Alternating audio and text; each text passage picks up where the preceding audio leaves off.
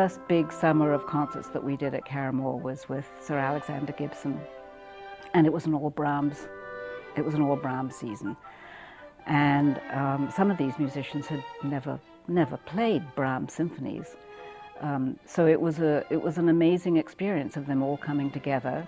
They called it Camp Caramoor from the very beginning, and for them it was just magical being able to be up there and for the first time creating orchestral music, because they were all chamber music players, which brought a completely different aesthetic to the orchestral playing.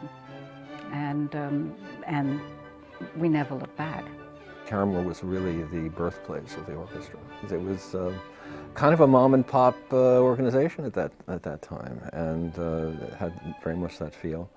And yet I think the spirit of it remains, the spirit of chamber music, bringing that to the orchestral setting.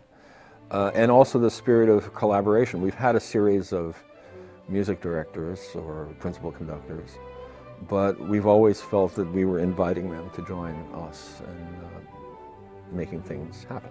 To have these really wonderful conductors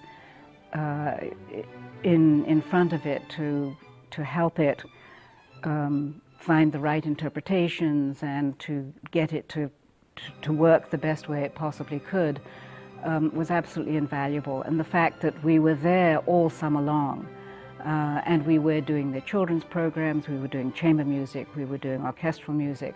So you had this incredible breadth of musicality that was going on under the tutelage of some really phenomenal conductors and soloists. And that was an amazing education for the orchestra. But for the first 3 years, it still didn't have a name. It was the Caramoor Festival Orchestra. And then eventually we realized that it did need to become its own creature.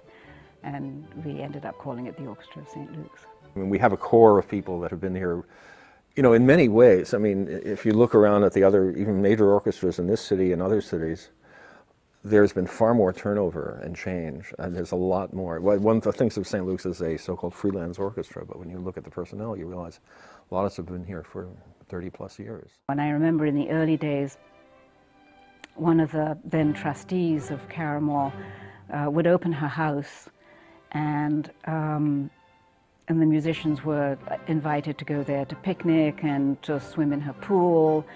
And when you have musicians who are allowed to relax like that and be social and are accepted on that level by the management, it makes an immense difference to how they feel they're accepted and thought of, and I think it created another family type feeling. St. Luke's has always been very much like a family. I mean, the whole way we operate, from the administration through the board to the musicians, is like a family. And I think that carried through to Caramoor in a really lovely way, that they were acknowledged and accepted and loved, and that was really important, is really important.